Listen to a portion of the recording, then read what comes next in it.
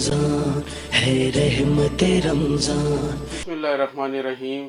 ناظرین، میں ڈاکٹر محمد کامران لیاقت بھٹی، آپ کا میزبان FM 99.4 پنجاب رنگ NFCIT ملتان کے خصوصی پروگرام سے میں آپ کی حاضر خدمت ہوں۔ یہ جو خصوصی پروگرام ہم کرنے جا رہے ہیں یہ رمضان کی آمد ہے، اور ہم چاہتے ہیں کہ رمضان کے حوالے سے خصوصی پروگرام کیے جائیں۔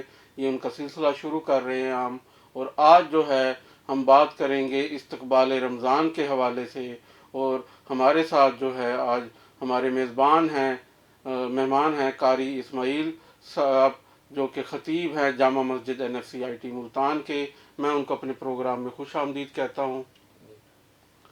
تو قاری محمد اسماعیل صاحب جو ہیں ان کا ماشاءاللہ بہت زیادہ جو ہے علم ہے اور تجربہ ہے اسلام کے بارے میں۔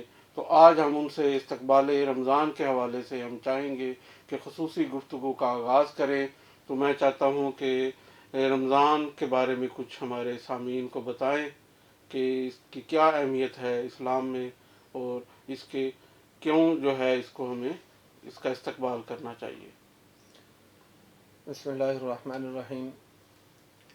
سب سے پہلے آپ تمام حضرات کا شکریہ کہ آپ کے اس چینل کے تھرو میری گفتگو جو ہے وہ سامعین تک پہنچ رہی ہے۔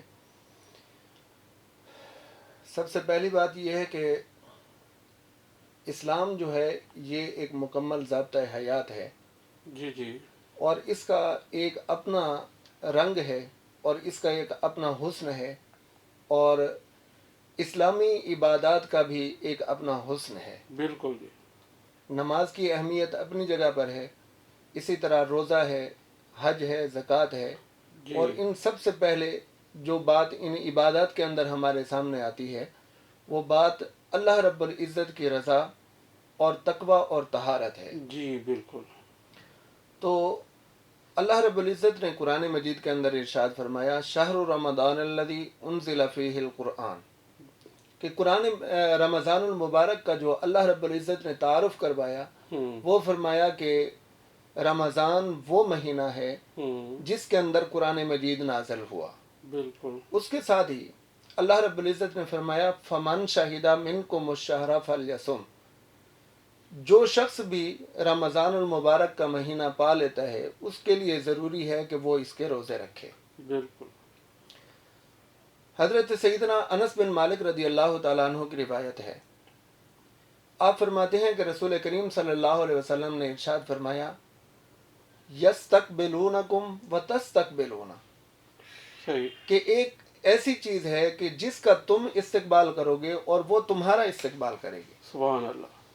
تو حضرت سیدنا عمر فاروق رضی اللہ تعالیٰ عنہ نے سوال کیا یا رسول اللہ صلی اللہ علیہ وسلم کیا وحی نازل ہونے والی ہے؟ تو حضور نے فرمایا کہ نہیں۔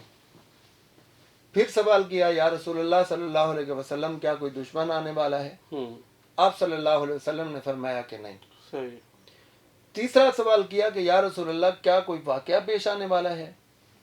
تو آپ صلی اللہ علیہ وسلم نے فرمایا کہ نہیں، بلکہ ایک ایسا مہینہ تمہارے اوپر سایہ فگن ہو رہا ہے کہ جس کے اندر اللہ رب العزت نے ایک ایسی رات رکھی ہے کہ جس کی عبادت کا ثواب 1000 مہینوں کی عبادت کے برابر ہے۔ سبحان اللہ۔ اور حضور صلی اللہ علیہ وسلم نے فرمایا کہ اس رات کی عبادت سے جو شخص محروم رہا وہ بہت بڑی سعادت سے محروم رہا۔ بالکل جی۔ تو حضور صلی اللہ علیہ وسلم کے فرمانے کا مقصد یہ تھا کہ امت مسلمہ جو ہے پہلے سے اپنے آپ کو اللہ تبارک و تعالیٰ کے مہمان رمضان کے لیے تیار کر لے، ذہنی طور پر، فکری طور پر، اور اپنے آپ کو جو ہے عبادت کے لیے تیار کر لے۔ بالکل جی۔ تو اس کے اندر یعنی ہمیں یہ درس ملتا ہے کہ ہم جب بھی رمضان المبارک آنے والا ہو تو رمضان المبارک آنے سے پہلے ہم تیاری کر لیں۔ جی۔ رسول کریم صلی اللہ علیہ وسلم نے خطبہ ارشاد فرمایا خطبنا رسول اللہ صلی اللہ علیہ وسلم فی آخر یوم من شعبان، کہ شعبان کے آخری دنوں میں حضور صلی اللہ علیہ وسلم نے خطبہ ارشاد فرمایا۔ حضور نے اس کے اندر فرمایا کہ تمہارے اوپر ایک عظیم مہینہ سایہ فگن ہو رہا ہے۔ صحیح۔ تو پتہ چلا کہ حضور صلی اللہ علیہ وسلم نے ایک ہمیں نصب العین دیا ہے، ایک فکر دی ہے اور ایک سوچ دی ہے کہ ایسا مبارک مہینہ جس کے لیے پہلے سے انسان ذہنی طور پر بھی تیار ہو اور فکری طور پر بھی، اور اس کی جستجو کے اندر بھی اپنے آپ کو محو کر لے کہ وہ کیسا مہینہ ہے جس کے لیے حضور صلی اللہ علیہ وسلم ہمیں تیار فرما رہے ہیں۔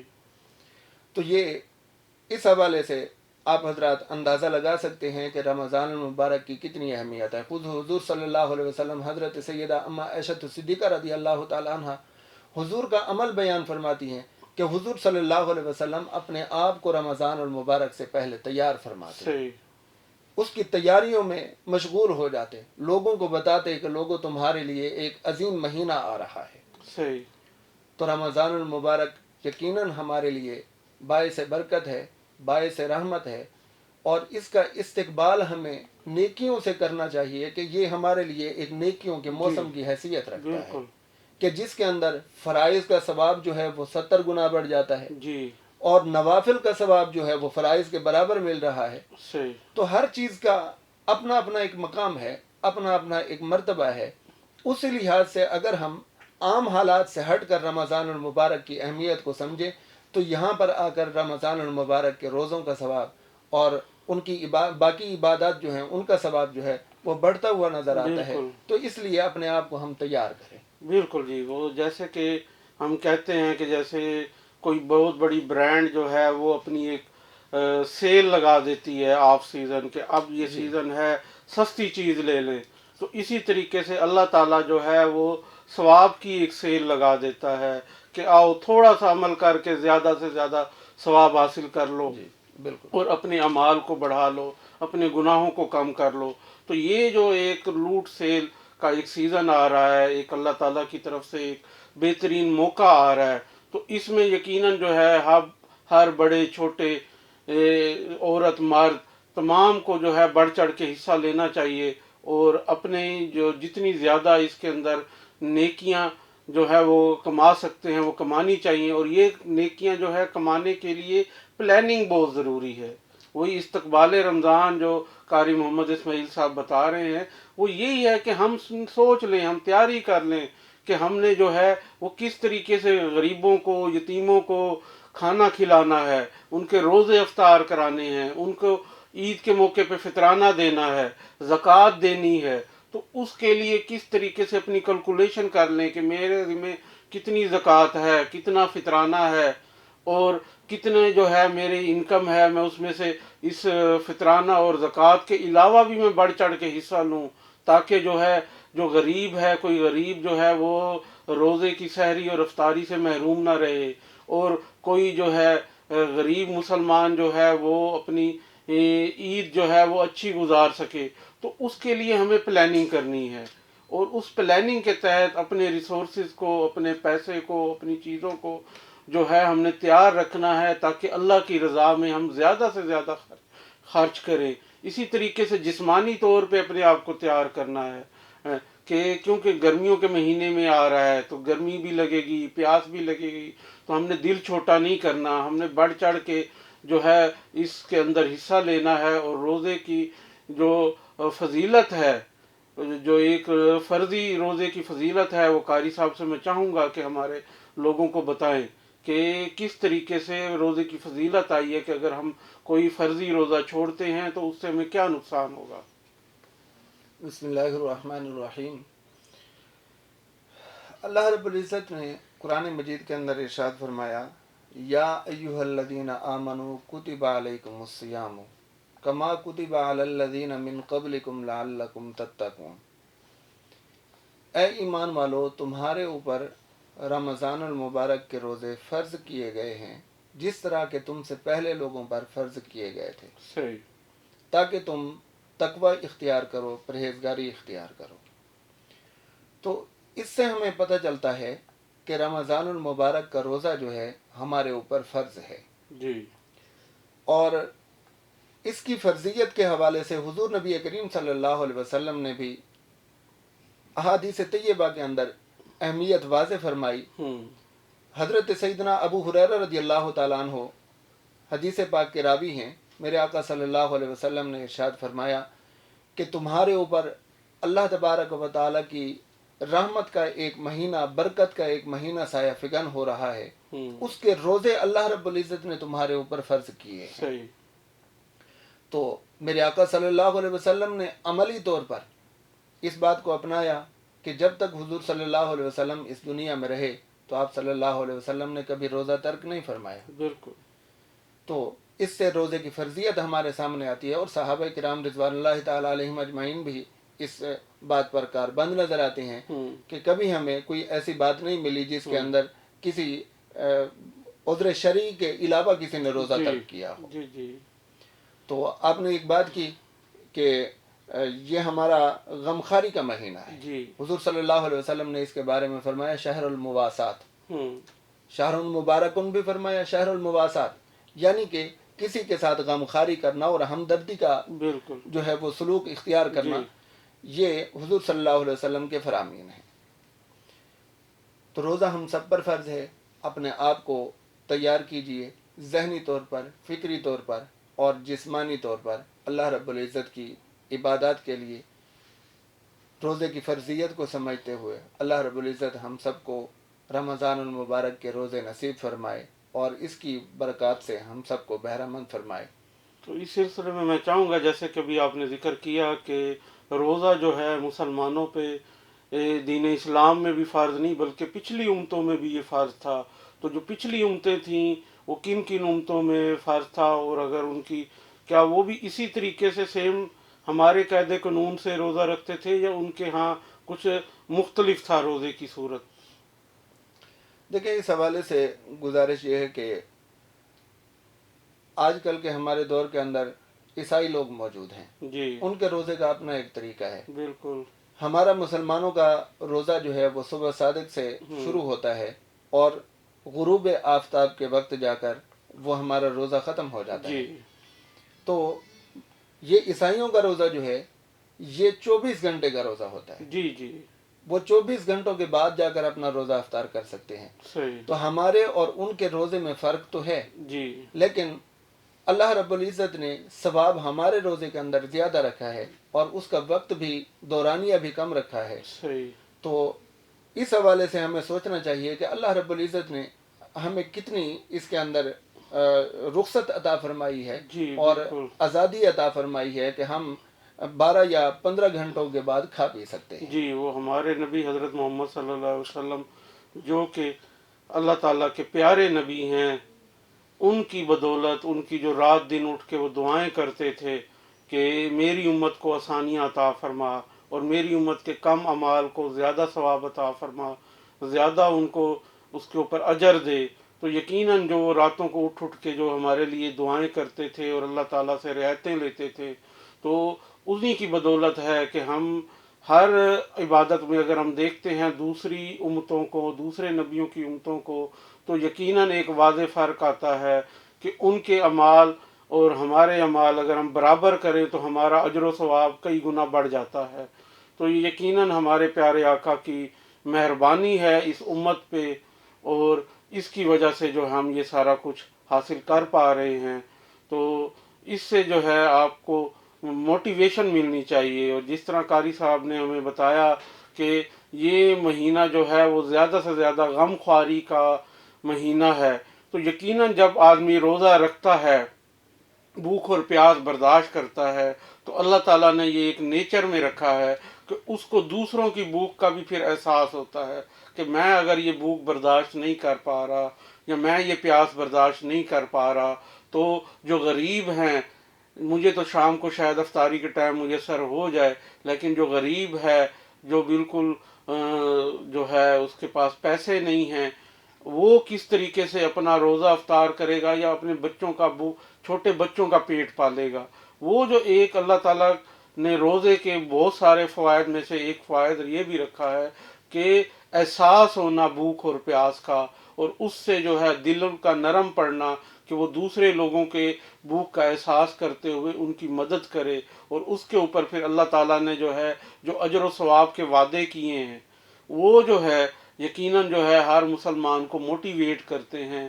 اور یہی وجہ ہے کہ ہم دیکھتے ہیں کہ لوگ جو ہے رمضان کی آمد کے بعد اور روزے رکھنے کے بعد جو ہے وہ زیادہ سخی ہو جاتے ہیں، وہ زیادہ جو ہے صدقہ و خیرات کرنے لگ جاتے ہیں، اور اس سے جو ہے وہ غریبوں کی زیادہ مدد کرنا شروع کر دیتے ہیں۔ تو یقیناً جو ہے روزہ ہمیں جو ہے ان چیزوں کی طرف لے کے جاتا ہے، اور اس سے جو ہے ہمارے دل کے اندر جو ایمان ہے وہ بڑھتا ہے، اور اس کے ساتھ ساتھ جو روزے کا اجر و ثواب ہے جو اللہ تعالیٰ نے بتایا ہے کہ یہ روزہ میرے لیے ہے اور اس کا اجر میں دوں گا، اور اسی طریقے سے جنت کے اندر بھی بہت ساری بشارتیں روزہ داروں کے لیے ہیں۔ تو میں چاہوں گا کہ شوق دلانے کے لیے قاری صاحب ہمارے سامعین کو وہ کچھ بشارتیں بھی بتائیں کہ جو اللہ تعالیٰ نے روزے کے حوالے سے دی ہیں۔ بسم اللہ الرحمن الرحیم۔ اس حوالے سے میں گزارش کروں گا کہ میرے آقا صلی اللہ تعالیٰ علیہ وآلہ وصحبہ وبارک وسلم نے فرمایا، من صام رمضان ایمانا و احتسابا غفر له ما تقدم من ذنبہ، کہ جس شخص نے رمضان المبارک کے روزے ثواب کی نیت سے رکھے تو اللہ تبارک و تعالیٰ اس کے گزشتہ گناہوں کو معاف فرما دیتا ہے۔ اسی طرح فرمایا، من قام رمضان ایمانا و احتسابا غفر له ما تقدم من ذنبہ، کہ رمضان المبارک کی راتوں کے اندر جس شخص نے قیام کیا تو اس کے بھی گزشتہ گناہوں کو معاف فرما دیا گیا۔ سبحان اللہ۔ میرے آقا صلی اللہ علیہ وسلم نے فرمایا کہ ایک شخص جو ہے جمعہ ادا کرتا ہے اور جمعے سے لے کر جمعے تک اگر درمیان میں کچھ گناہ کر لیتا ہے تو اس کی بخشش کا سامان ہو جاتا ہے دوسرا جمعہ۔ صحیح۔ تو اسی طرح رمضان المبارک جو ہے چھوٹی چھوٹی غلطیوں کو اپنے احاطے میں لے لیتا ہے، اور ایک رمضان سے دوسرے رمضان تک کے درمیان میں جو چھوٹی چھوٹی غلطیاں ہو جاتی ہیں ہم سے، تو ان کی بخشش کا یہ سبب بن جاتا ہے۔ بالکل۔ تو اس حوالے سے کہ رمضان المبارک جو ہے ہمارے لیے بخشش کا ایک موسم ہے، جی بالکل۔ بخشش کا اس کے اندر سامان ہے۔ حضرت سیدنا عبداللہ بن مسعود رضی اللہ تعالیٰ عنہ راوی ہیں، آپ فرماتے ہیں کہ ایک دن مجھے شوق ہوا کہ میں حضور صلی اللہ علیہ وسلم کی بارگاہ میں جاؤں۔ صحیح۔ تو جب آپ حضور صلی اللہ علیہ وسلم کو تلاش کرتے کرتے وہاں تک پہنچے جہاں حضور تشریف فرما تھے، تو وہاں حضرت علی رضی اللہ تعالیٰ عنہ بھی تشریف فرما تھے۔ صحیح۔ تو آپ بھی جا کر ساتھ بیٹھ گئے۔ حضور صلی اللہ علیہ وسلم نے تھوڑی دیر کے بعد فرمایا، اے علی تمہارے ساتھ کون ہے؟ آپ نے فرمایا حضرت عبداللہ بن مسعود ہیں۔ میرے آقا صلی اللہ علیہ وسلم نے فرمایا کہ قریب ہو جاؤ۔ صحیح۔ تو ہم نے عرض کی، یا رسول اللہ صلی اللہ علیہ وسلم، ہم نے آپ کی بارگاہ میں ایک ہلکی ہلکی آواز سنی ہے جس طرح مکھی کی بھن بھناہٹ کی آواز ہوتی ہے۔ تو حضور ہمیں ارشاد فرمائیے یہ آواز کیسی تھی؟ صحیح۔ میرے آقا صلی اللہ علیہ وسلم نے فرمایا کہ میرے پاس جبریل آئے ہوئے تھے اور وہ گفتگو کر رہے تھے۔ آؤ میں تمہیں بتاؤں کہ وہ گفتگو کیا تھی ہمارے درمیان۔ کہ بنی اسرائیل کے ایک عبادت گزار شخص کی بات ہو رہی تھی کہ اس نے بہت زیادہ اللہ تبارک و تعالیٰ کی عبادت کی۔ عبادت کے ثمرے میں اللہ تبارک و تعالیٰ نے فرمایا کہ اس کو آسمانوں کی سیر کروائی جائے، اسے سمندروں کی جو ہے وہ سیر کرائی جائے، تاکہ اس کی دل جوئی ہو اور اس کی ہمت بڑھے کہ اس نے اللہ تبارک و تعالیٰ کی عبادت کی ہے تو اس کو اتنا بڑا اجر و ثواب دیا جا رہا ہے۔ ہم نے عرض کی، یا رسول اللہ صلی اللہ علیہ وسلم، اس شخص کے لیے تو خوشخبری ہے کہ اس کی عبادت قبول بھی ہوئی اور اس کو اتنا بڑا ثمرہ بھی ملا۔ تو حضور صلی اللہ علیہ وسلم نے فرمایا کہ اس سے بڑھ کر خوشخبری تمہارے لیے بھی ہے کہ اللہ رب العزت نے ایک شہر ایسا بنا دیا ہے، وہاں پر فرشتے رہتے ہیں اور فرشتوں کے ذمے جو ہے وہ رمضان المبارک کے روزے رکھنے والوں کے لیے دعائے مغفرت کرتے ہیں۔ ماشاءاللہ ماشاءاللہ، سبحان اللہ۔ تو یہ رمضان المبارک کی اجر و ثواب کے حوالے سے بات ہے کہ رمضان المبارک کا کتنا اجر و ثواب ہے ان کا روزہ رکھنے کا۔ صحیح۔ تو اس حوالے سے جی بالکل جی، یہ ہمارا سلسلہ اسی طرح یہ رمضان کا چلتا رہے گا۔ یہ آج ہمارا پہلا پروگرام ہے، تو انشاءاللہ یہ ہم اس طرح کی مفید اور موٹیویشنل باتیں جو ہیں وہ ہم لاتے رہیں گے۔ قاری اسماعیل صاحب پورا رمضان ہمارے ساتھ رہیں گے۔ تو اب جو ہے پروگرام کا وقت ختم ہوا چاہتا ہے، اب ہم آپ سے اجازت لیں گے۔ اللہ حافظ، اللہ نگہبان۔